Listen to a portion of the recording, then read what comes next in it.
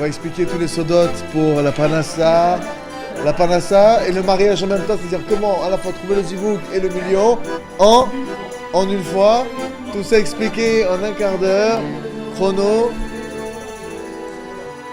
On va essayer ensemble de comprendre une nekuda qui va être un point. Aujourd'hui, je voudrais poser vraiment avec vous, si Dieu veut, un point fondamental. Et avec le temps, si Dieu veut, on le développera. Parce qu'il y a beaucoup de shurim pour expliquer certaines choses. Mais déjà, notamment, commencer par poser les choses. Alors,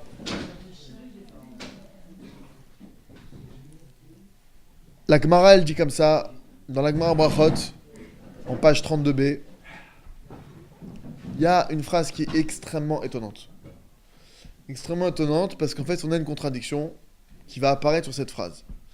Vous avez tous déjà entendu une phrase fondamentale qui dit « Limud Torah keneged kulam ». L'étude de la Torah, si tu mets une balance, d'un côté des mitzvot, ce que tu veux, d'un autre côté tu mets l'étude de la Torah, nos maîtres te disent que l'étude de la Torah, il n'y a rien qui fait le pas devant l'étude de la Torah. L'étude de la Torah, elle est au-dessus de tout. C'est tellement puissant. Là, d'un autre côté,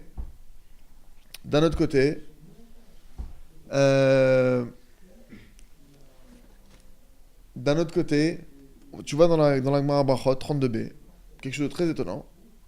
Alors je précise, de quelle étude de la Torah on parle? On te dit que l'étude de la Torah elle est au-dessus de tout, pourquoi? Ça je le précise parce que c'est fondamental. Parce que tu vas me dire, mais il y a des gens qui étudient la Torah, et moi des fois j'étudie la Torah, je ne sens pas la fondamentalité de la chose. D'accord? C'est qu'on parle d'une étude de la Torah où ton but est d'accomplir. C'est pas stam une étude. T'es pas venu pour gargariser ton esprit ou pour empiler tes connaissances. Tu viens maintenant tu veux accomplir. Et c'est dans ce sens-là qu'on te dit que l'étude est au-dessus de tout. Parce que si on te dit, j'ai le choix entre faire une mitzvah et étudier, on te dit va étudier. Après ça dépend, si la mitzvah tu vas la louper ou pas. Mais admettons maintenant, on peut tout le temps faire des mitzvot. La tzedaka, toutes les 2 secondes tu peux faire. Il y a un moment tu te dis mais qu'est-ce que je dois faire? Qu'est-ce que je dois faire entre les deux? Et nos maîtres disent c'est mieux que tu étudies. Pourquoi? Parce que tu vas faire une tzedaka, c'est bien, c'est une mitzvah. Tu as fait une action, une belle action, chazak. Mais si maintenant tu te mets à étudier, si tu étudies comme il faut, ça va t'amener à faire plein d'autres actions. Donc du coup ça a plus de valeur. Ok?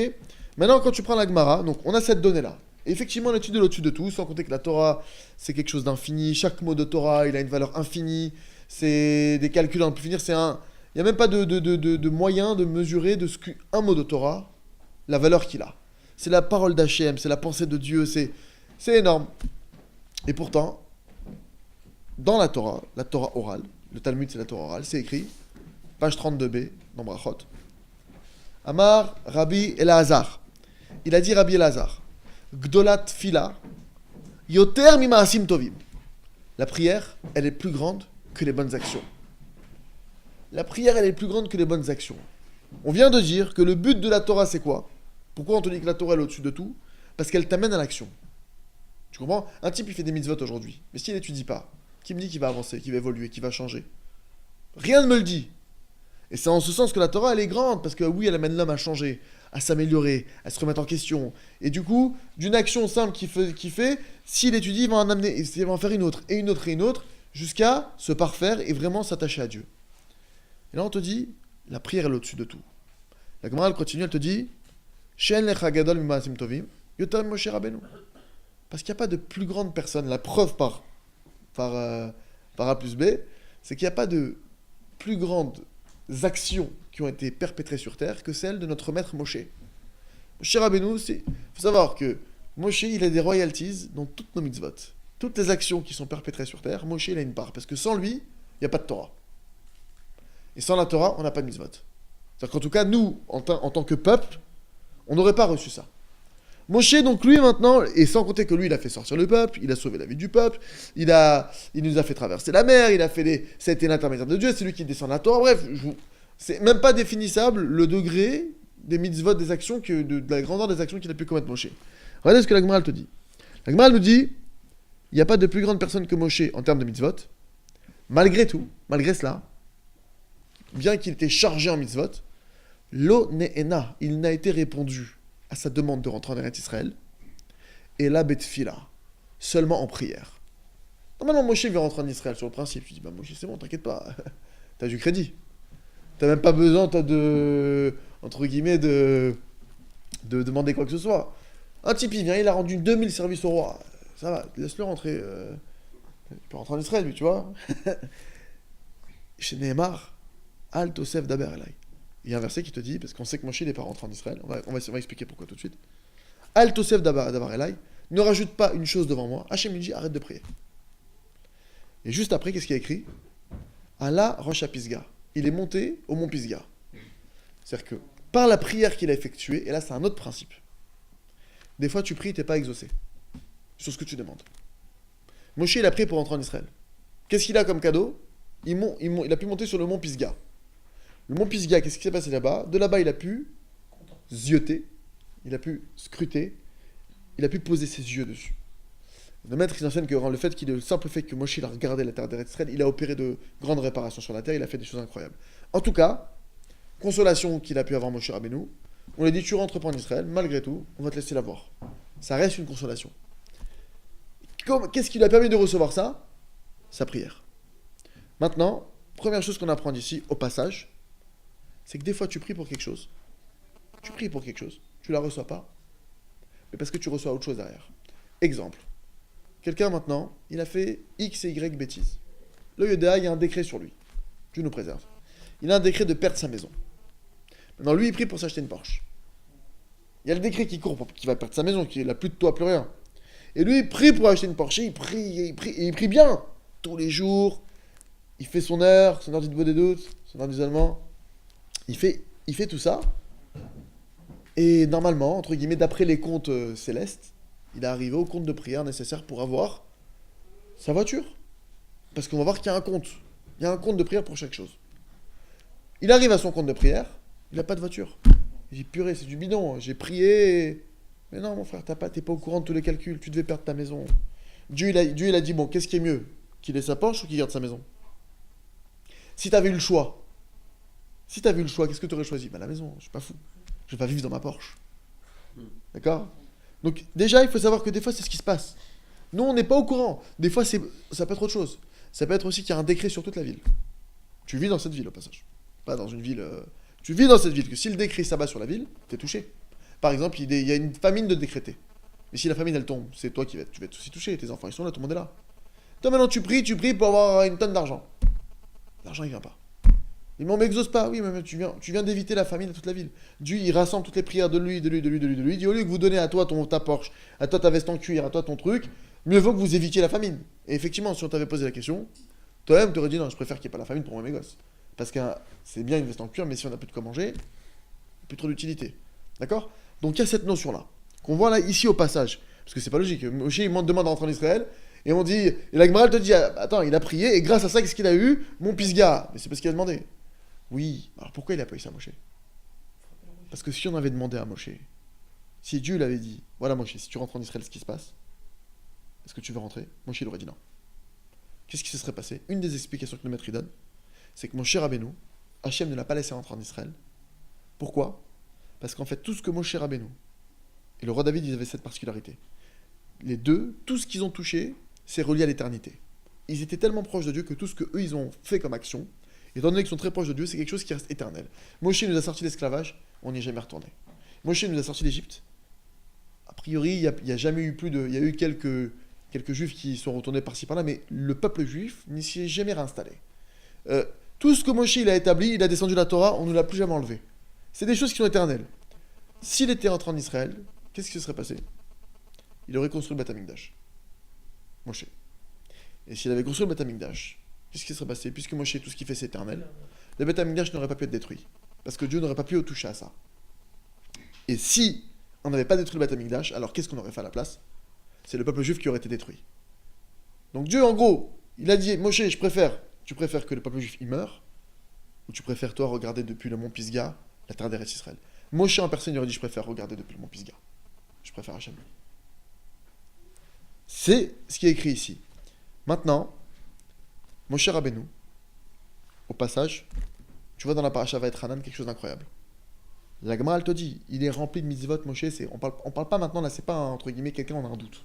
Là, c'est quelqu'un, c'est établi. C'est un grand de tous les temps. C'est le plus grand maître qu'on a jamais eu. C'est les plus grandes mitzvot qui ont jamais été faits et perpétrés sur terre. Il parle avec Dieu bouche à bouche. C'est une expression de la Torah pour dire qu'il a un niveau de proximité avec Dieu qu'on peut même plus décrire tellement c'est élevé. Tellement il n'y a plus de mots. C'est-à-dire bouche à bouche, c'est le maximum de nous en termes de compréhension, de proximité entre deux êtres. Mais ça dépasse de l'au-delà. Ça va beaucoup plus loin le lien que Moshe il avait avec Hachem. Donc c'est une image que la Torah nous donne. Et tu vois que Moshe Rabbeinu, quand il veut rentrer en Israël, qu'est-ce qu'il a écrit? Quel paracha? Va être Hanan. Va être Hanan Moshe. Moshe, quand il veut rentrer en Israël, il se met à faire quoi? Il se met à supplier Dieu. Attends, Moshe, 2 secondes. Avec toutes les mitzvot que t'as, c'est bon, t'as pas besoin de supplier. Supplier, il n'y a pas écrit Moshe a demandé, Moshe a suggéré, Moshe a supplié. C'est clair. Et Rashi vient sur place, il me semble, en tout cas de mettre en scène, que c'est quoi va être Hanan? C'est à la chaîne de Chinam, gratuit. C'est quand tu viens demander quelque chose de gratuit à quelqu'un. Mais Moshe, pourquoi tu demandes gratuit avec... Tu as 4 milliards de crédits chez Hachem. Ça, c'est un principe dans toutes les prières. Vous pouvez de là faire un raisonnement a fortiori. Si Moshe Rabbeinu il a besoin de demander un cadeau gratuit, il a besoin, lui, croyez bien que Moshe il savait comment prier. Il nous a sorti du veau d'or, il nous a sorti des pires dossiers. Moshe c'est le plus grand avocat de tous les temps, au point que le Zohar à Kadosh, qu'est-ce qu'il dit le Zohar? Le Zohar il dit que si Moshe Rabbeinu il avait été présent du temps de Noach, il n'y aurait pas eu de déluge. S'il avait été présent du temps d'Avraham Avinu, il n'y aurait pas eu Sodome et Gomorrhe, la perte de Sodome et Gomorrhe. On parle de quelqu'un que s'il avait été présent aujourd'hui, aucun décret ne pouvait s'abattre sur le peuple juif. Moshe, il a une puissance telle qu'aucun décret peut tenir. Je te dis, le veau d'or, c'est l'indéfendable. C'est le jour même du mariage, la mariée prise sous la choupa en plein adultère. C'est indéfendable, c'est mort. Tu peux rien faire. Moshe, il dit non, Hachem. Il est parti pour ce dossier. Il a prié. Non seulement qu'on a été pardonné, on a gagné le Beth Amikdash. D'où sort le Beth Amikdash? D'où la notion de kapara, de réparation, elle sort de la prière que Moshe a fait.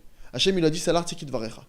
J'ai pardonné selon tes paroles. Ça veut dire quoi? C'est-à-dire que non seulement, regardez Moshe la folie, il est capable, c'est comme si un mec qui rentre chez toi par effraction, il est capable de dire, mais non, c'est pas de sa faute, donne-lui de l'argent. Mais il est venu pour me voler. Moshe, il a cette puissance. Il est à ce niveau-là, Moshe Rabbeinu. C'est le plus grand défenseur de tous les temps. Moshe Rabbeinu, quand lui, il se met à parler devant Dieu, il supplie Hachem. Et toi, maintenant, tu viens de demander à Hachem, et j'ai pas eu, il m'a pas écouté, parce que t'as mis tes tefs depuis 2 jours, ou parce que tu fais Shabbat depuis 5 ans, ou parce que t'as étudié 3 ou 4 pages de Gemara à gauche à droite. Tu te m'as dit, oui, mais moi, on m'écoute pas, Dieu n'est pas avec moi. Mais Moshe Rabbeinu en personne, il a supplié Hachem. Et le maître, ils disent, va être Hanan, valeur numérique 515. Regarde l'humilité de Moshe Rabbeinu. Il a prié 515 fois. Vous savez ce que c'est que demander 515 fois à quelqu'un? L'humilité qu'il faut. S'il te plaît, donne-moi. S'il te plaît, donne-moi. S'il te plaît, donne-moi. 515 fois d'affilée, Moshe, il a prié. Et à la 515e fois, Hachem, qu'est-ce qu'il a dit? Shtok, tais-toi. Il lui a pas dit, je te donnerai pas. De là, tu vois la force de la prière. Il lui a dit, tais-toi. Parce que si tu continues à prier, le Midrash dit, s'il avait prié une fois de plus, Hachem, il aurait été obligé de lui donner. De là, tu vois que quelqu'un maintenant, tu veux savoir si quelqu'un il va sortir d'une galère? Moi, quand quelqu'un il a une galère, je me pose juste une question. Est-ce que tu pries ou pas sur cette galère? S'il me dit je prie pas dessus, j'ai pas de garantie que tu vas sortir de cette galère. J'en sais rien. Peut-être oui, peut-être non. Je te souhaite de sortir, mais Alpiteva, j'ai aucune garantie. Même si tu dis oui, j'ai un dossier béton armé, les avocats. Ne sois pas sûr de toi. Par contre, même quelqu'un il vient avec le pire des dossiers. Il me dit mais je prie tous les jours, tous les jours. Je dis t'inquiète pas, tu sortiras de ça. Je sais pas quand, parce qu'il y a un compte à remplir. Moshe, il a prié 515 fois, il priait une fois de plus, il rentrait. Chaque chose que tu demandes spirituellement, de la manière que tu comprends qu'une Mercedes ça coûte plus cher qu'une R5, tu comprends qu'un 5 pièces ça coûte plus cher qu'un 2 pièces, il y a des choses spirituelles qui sont plus grosses. Et en réalité, le fond du problème, c'est quoi? C'est que plus tu pries, parce que pourquoi Dieu ne te donnerait pas d'un coup? Si, de 2 choses l'une, soit Dieu il ne veut pas me donner, et dans ce cas-là, pourquoi je demande? Soit il veut me donner, alors dans ce cas-là, pourquoi je demande aussi? Soit tu veux pas, on va pas jouer... D'accord? Si Dieu ne veut pas te donner, effectivement, il ne te donnera pas. Mais s'il veut te donner, pourquoi il te demande de prier, de prier, de prier? Parce que maintenant, et qu'est-ce qui va faire que tu dois prier plus ou moins? Ça va dépendre de ton degré d'humilité. Ça va dépendre de la chose que tu veux recevoir. Tu veux maintenant, par exemple, une Mercedes. Ça coûte 30 000. Ou tu veux une R5, c'est pas pareil. Dieu, il sait que s'il te donne la Mercedes tout de suite, tu vas t'enorgueillir. Et c'est écrit que, devant l'orgueilleux, l'ifne sheverga, on y dit le roi Shlomo. Devant chaque orgueilleux, il y a quoi? Il y a une chute, il y a une tannée. Dieu, il veut pas que son fils il se prenne une tannée. Il dit, je préfère que tu n'aies pas la Mercedes, au moins tu n'auras pas de tannée, mon fils. Parce que si tu t'enorgueilles, je devrais te mettre une tannée. Parce que si tu t'enorgueilles, tu vas t'éloigner de moi. Et je vais devoir faire en sorte que tu te rapproches de moi, parce que si tu t'éloignes de moi, c'est la pire des punitions au monde. Et donc, Hachem, par amour pour nous, il te donne pas ce que tu veux. Bien qu'il veut te le donner, il attend que tu fasses le travail. Comment, c'est quoi l'humilité? Le Rav Arush, qu'Hachem lui donne une longue vie, il explique comme ça. Définition de l'orgueil, agir sans demander à Dieu. Définition de l'humilité, agir en demandant à Dieu. C'est simple, c'est net. Avant de faire ce truc-là, tu as demandé à Hachem, tu lui as parlé, tu lui as dit, voilà mon Dieu, j'ai un examen, s'il te plaît, aide-moi à réussir. Avant de le réviser, aide-moi à le comprendre, aide-moi à le retenir. Tu l'as demandé, tu es humble dans ce domaine-là. Si tu cherches où est-ce que tu es orgueilleux, où est-ce que tu es humble, ben c'est simple. Regarde où est-ce que tu parles à Dieu, où est-ce que tu parles pas à Dieu. Alors si tu parles à Dieu qu'à la synagogue, alors à la synagogue, tu es humble. Mais malheureusement, tu passes à peu près 23 heures en dehors de la synagogue par jour, donc il y a 23 heures par jour où tu es orgueilleux. Et donc c'est déjà de base, ça explique tous les problèmes du monde. Maintenant, qu'est-ce qui se passe? Quand tu demandes à quelqu'un, s'il te plaît mon Dieu, donne-moi, ça c'est la preuve de l'expression de l'humilité. Je sais que ça vient pas de moi, je sais que tout seul j'y arriverai pas. Aide-moi à recevoir cette chose-là, aide-moi à avoir ma voiture, aide-moi à avoir ma maison, s'il te plaît, donne-la moi, envoie-la moi.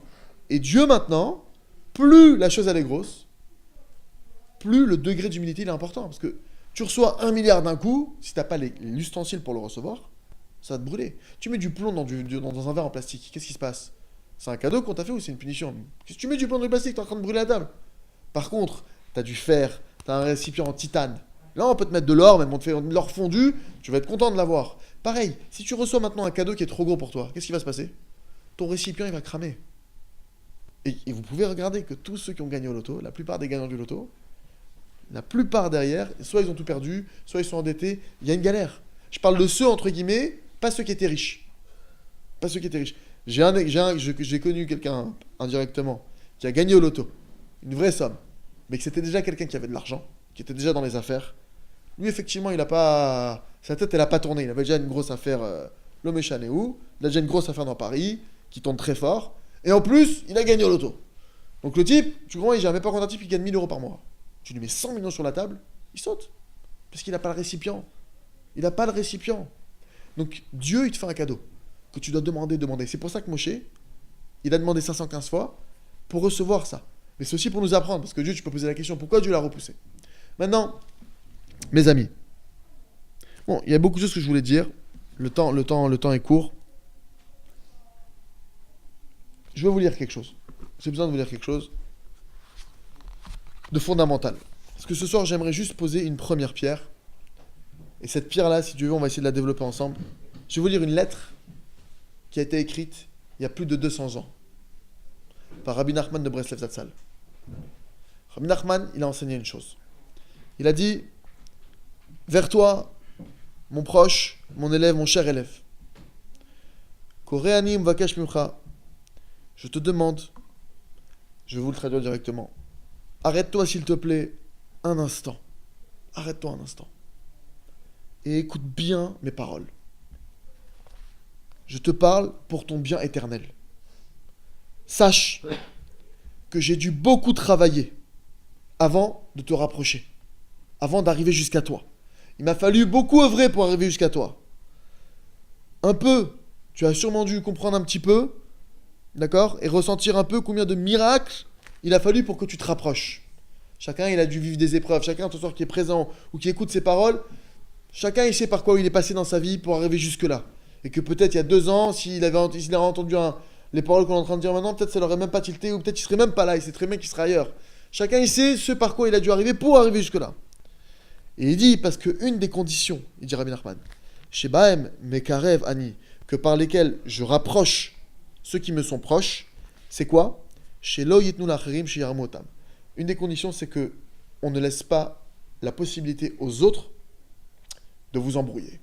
Il dit Rabbi Nachman, une des conditions que j'ai mis en place, en tout cas qui existe, c'est que tous mes élèves, je fais en sorte qu'on ne les laisse pas se faire embrouiller.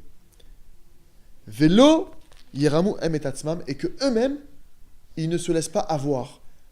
Ils se trompent pas eux-mêmes. Des fois, tu peux te voler la face tout seul. Donc, une des conditions est dit, parce que c'est ça la difficulté, pour arriver jusqu'à lui, c'est que d'une part, il ne faut pas que tu te fasses embrouiller par les autres, qu'on te vole la face, et que toi-même, tu ne te la voles pas tout seul. Donc, je ne vous cache pas que dans notre génération, comme dit Rav Dessler, le serpent de la fin des temps, le nachash, ce qu'on appelle le nachash, c'est quoi? Il dit, c'est que les gens se mentent à eux-mêmes. Les gens se trompent eux-mêmes. Sans que, c'est ça à la fin des temps, il dit, c'est ça le Yetzirah qui existe. C'est que tu crois que t'es sadique. Tu crois que t'es quelqu'un de bien. Tu crois que t'es quelqu'un qui est là où tu veux. Tu crois que, et c'est pour ça que tout le monde se plaint. Pourquoi Dieu ne me donne pas? Parce que lui, qu'est-ce qu'il pense? Je suis quelqu'un de bien. Donc quoi, Dieu, il est pas juste. Sadiq, Hachem, Echol, Rachav. Hachem, il est juste dans toutes ses actions. Tu le dis tous les jours dans Hachré. C'est pas vrai ça? Tu mens quand tu dis ça? Ah, tu y crois pas peut-être. L'homme est chané. En tout cas, Gvar Shama Tazé Rabot, tu as déjà entendu ça de nombreuses fois. Et tu as déjà compris que l'essentiel de mon conseil et de mon chemin, dit Rabbi Nachman, Shal Yada Efshar Lekabel et Kol Tikoni, que par l'intermédiaire de ça, tu peux recevoir toute ta réparation. Rabbi Nachman, il a dit à ses élèves, vous pouvez travailler toute votre vie sur un trait de caractère, sur un mauvais défaut, vous n'y arriverez pas si vous n'avez pas les bonnes clés.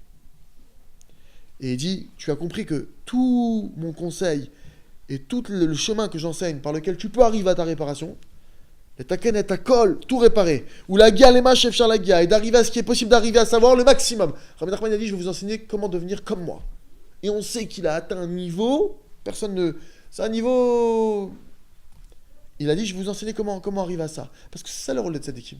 Les tzadikim, ils sont là pour nous montrer la voie, pas pour être au-dessus de notre tête, entre guillemets. Nous, on a l'impression que non, mais les tzadikim, non, au contraire, eux, ils sont là pour te montrer le chemin. Le Ramchal donne cet exemple comme ça de quelqu'un qui est sorti du labyrinthe et qui vient au-dessus du labyrinthe et qui maintenant te dit non, va à gauche, va à droite. Comme ça, il explique dans Message Sharim, il me semble. Pareil. Lui, maintenant, il a découvert une voie. Il a enseigné une voie. Et c'est quoi? C'est quoi cette voie? Sheyikba Adam Leatzmo. Qu'un homme, il se fixe pour lui-même. Makom Meyuchad. Dans un endroit particulier. Chez Yuchal, où il pourra aller à Siyar Sham, où il pourra parler là-bas, être libo, ce qu'il y a dans son cœur, l'ifne Hashem Idbarach, devant Hashem, soit loué, Dieu soit loué. Ou le vakesh, et de demander toutes les choses qu'il a besoin au niveau spirituel, comme au niveau matériel. Au leidvadot, et d'avouer, et de reconnaître. Alkol advarim, sur toutes les choses chez Pagam, où il a fait des fautes, où il a endommagé Béchogeg par inadvertance, ou de manière coupable, ou de manière, en cas de force majeure, ou volontairement. D'accord? C'est tous les degrés de faute. Ou les odot l'Hachem, et de remercier là-bas Hachem. Donc il doit d'une part reconnaître ses erreurs, qu'il les ait faites involontairement, volontairement, ou en cas de force majeure. Et aussi il doit remercier Hachem sur tout le bien spirituel et matériel qu'il lui envoie. Et regardez bien ce qu'il dit maintenant, c'est un lachon très très très puissant. Zot pa'al tietzel HaKadosh Baruch Hu. Cette chose-là, je l'ai obtenue auprès d'Hachem. Là, il est en train de dire, cette chose-là, ça y est, on me l'a donnée. Je l'ai reçue auprès d'Hachem. Chez Adam, qu'un homme, cet homme-là, chez Yekayem et Ze Bifshitut Gamour, qui va accomplir ce conseil-là, de fixer un temps dans un endroit où il veut, où il va pouvoir parler avec Hachem. Il dit, j'ai obtenu, c'est même pas maintenant, c'est même plus une promesse, c'est ça, c'est un truc qu'il a dans la main. Je l'ai obtenu près de Dieu, que celui qui va faire ça maintenant avec la simplicité la plus grande.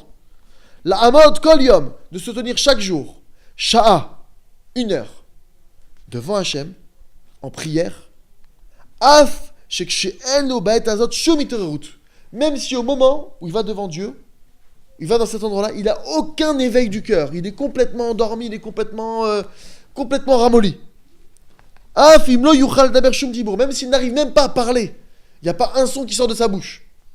Rakzot, le simple fait, shiachiachatzmo, qu'il s'oblige lui-même, l'irsof, d'espérer, de désirer, les daber, de parler devant Hachem Yitbarach, Yiskel echol tuv. Rien que sur ça, j'ai obtenu auprès de Dieu, te dit Rabbi Nachman, Zatzal, il méritera tout le bien du monde. Velo yiyeh alav shum din lemala. Et il y aura sur lui aucun jugement d'en haut. Je ne sais pas si vous imaginez, on te donne un conseil, qu'avec ça, on te garantit que tout le bien du monde, il va arriver jusqu'à toi, et qu'aucun jugement ne peut tenir devant toi. Qui bezot yetukan akol. Et en accomplissant ce conseil-là, il réparera tout. Son âme. Rucho, Nishmato, tous les degrés de son âme. Son psychique, toutes les choses. T'as un problème psychologique, va voir Hachem. Psychiatrique, va voir Hachem. Angoisse, va voir Hachem. Dépression, va voir Hachem. Et tous les mondes qui dépendent de lui. Tous les mondes, ça peut être aussi tous les gens qui dépendent de lui. Ses enfants, ses parents, ses grands-parents, ascendants, descendants. Mizman Adam Arishon, depuis le temps d'Adam Arishon. Parce qu'il faut savoir que toi, quand tu fais le chouva, tu bouges toutes les sphères. Tes ancêtres, jusqu'à 4 générations, seront jugés positivement déjà. Et eux-mêmes, puisqu'ils seront jugés positivement, donc 4 générations, tu remontes jusqu'à Adam Arishon. Ve'ad biyat Goel. Et jusqu'à la venue du Mashiach. Davar azé ou emet viatzi vekayam. Cette chose-là que je te dis, elle est véritable, elle est validée, et elle est valable, elle existe réellement. Ve'arev ani alkar, et je suis garant sur ça. J'atteste de la vérité. Signé Rabbi Nachman de Breslev. Donc mes amis, ce soir, je vais poser juste cette pierre, sans rentrer dans trop de détails. Vous dire une chose simple, très simple. Celui qui a accompli ce conseil, comme il l'a dit, avoir juste emunat rachamim, la foi dans nos sages, qu'elle va chomer dans un tzaddik, que c'est quelqu'un qui est reconnu, un grand de chez nous, c'est pas seulement un chacham, c'est pas seulement un sage de la Torah, c'est un tzaddik. Normalement, on doit avoir emunat rachamim, tous les chachamim, on doit croire en leurs paroles. On doit aller, comme la Torah nous le dit, ni à droite ni à gauche. Et si je te dis que ta droite c'est ta gauche, et que ta gauche c'est ta droite, tu dois le croire. Ça c'est sur Stam Chachamim. C'est-à-dire, entre guillemets, là maintenant, les Gdolador, les tzadikim de notre génération, de génération passée, on doit trembler devant leurs paroles. Là, il nous demande de faire une chose simple. Il nous dit, prends un endroit, fixe-toi un endroit, où tu veux. On expliquera, si Dieu veut, dans les semaines à venir, tout de plus en détail, on rentrera là-dedans. Prends un endroit. 1 heure. C'est sûr que celui qui n'arrive pas du tout à faire 1 heure, même 5 minutes, c'est déjà bien. Si maintenant on parle dans le chizouk, entre guillemets, dans ce qui va, c'est sûr que même 1 seconde, tu te tiens devant Dieu pour lui parler, ça a une valeur inestimable. Mais là, lui, il te dit, si tu te tiens 1 heure, le fait que tu tiennes 1 heure et que tu accomplisses le conseil du tzaddik, tu te mets sous sa coupole. C'est maintenant, même si, entre guillemets, maintenant, tu dis, voilà, moi, je suis Irani, personne Hachem. Voilà, le tzaddik, il est là, je me mets sous sa coupole. Lui, il s'est engagé. Lui, il s'est engagé. Celui qui fait ça, même s'il n'arrive pas à parler à Dieu. Le Rav Arush racontait que ça lui arrivait des fois d'aller faire Hitbo des doutes complètement embrouillé. Il dit, c'est même pas que j'arrivais pas à parler, c'est que j'avais la tête, c'était une... C'est-à-dire ne pas parler, déjà, c'était un niveau. J'étais complètement à la ramasse. Il dit, mais le simple fait que je faisais mon heure, je me tenais devant Dieu 1 heure. Après, tu sens l'adoucissement des rigueurs. Les choses, elles s'arrangent. Tu sens que tu as un point en moins. Tu sens que tu as fait ton devoir. Tu as essayé de te rapprocher d'Hachem. Ça a une valeur tellement énorme qu'il nous dit Rabbi Nachman, il te dit que le fait de parler à Dieu dans ta langue, c'est une chose qui est au-dessus de tout. Quand il te dit ça, il faut comprendre ce que ça veut dire. C'est qu'il est en train de te dire, j'ai regardé dans toute la Torah de A à Z, la chose qui est au-dessus de tout, c'est l'Hitbo des doutes. Parce que là, c'est ce qui est écrit ici, ce qu'on a vu depuis le Liban dans la Gemara. Au-dessus des bonnes actions, c'est la prière. Alors tu vas me dire, alors je fais ma Hamida, c'est fini, c'est sûr que tu dois faire ta Hamida. Mais même ta Hamida, pour réussir à la faire comme il faut, tu sais combien il faut prier pour ça? Toi, tu crois que tu arrives, tu fais Mincha. C'est sûr que tu le fais comme tu peux. Mais concrètement maintenant, si on est toi et moi sérieux, tu veux réussir à prier sans aucune mauvaise pensée? Tu veux te concentrer sur chaque mot? Tu veux que tes prières soient reçues à 100%? Tu sais combien il faut prier pour ça? Pour arriver à ce niveau, d'avoir une prière, que ce soit des flammes qui sortent de ta bouche? Qu'on raconte, je crois que sur Rabbi Yonatan Ben Oziel, que quand il prie, il y avait des oiseaux qui passaient au-dessus de lui, brûlés, pour arriver à ça. Mais tu sais combien il a dû pleurer pour arriver à ça? Rabbi Akiva, pour comprendre la Torah, tu sais combien il a dû pleurer? Il y avait un chacham, j'ai oublié son nom, il écrit une lettre à son fils, il lui dit, mon fils, si tu veux devenir un grand dans la Torah, écoute mon conseil, j'ai pleuré des nuits entières pour comprendre la Torah, des nuits j'ai pleuré, j'ai prié. Tu crois que toi tu vas arriver maintenant comme ça à recevoir? Tous les grands, lui il t'enseigne le conseil de tous les grands. Tu veux réussir à sortir d'un mauvais penchant, tu veux obtenir une maison, tu veux te marier, tu veux des enfants, peu importe. Tu vas devant Dieu, 1 heure par jour. Les farot, au moins ça. Après maintenant tu veux recevoir des... Fais 6 heures, fais 10 heures. 1 heure par jour. Tu tiens ça, il te dit tu vas déjà en ça, tu vas te mériter. Qu'Hachem il nous aide à être simple, à accomplir la parole des Chachamim, à s'attacher à tous les tzadikim, et bémet, d'accomplir ce conseil simple. Quoi de plus simple et de plus naturel qu'un fils qui parle à son père? Il t'a pas demandé d'aller à Rio pour faire ça, il t'a pas demandé d'aller aux États-Unis pour faire ça. Où tu veux. Tu veux ta voiture, c'est un endroit où tu te sens truc. Dans ta voiture, ton jardin, ton balcon, une cour, la forêt, où tu veux. Où tu te sens bien, calme. Tu vas là-bas, 1 heure. Mais t'arrives même pas à parler, même si tu t'endors. Le simple fait que tu accomplisses ce conseil-là, déjà, t'es en train de tout réparer. Razak.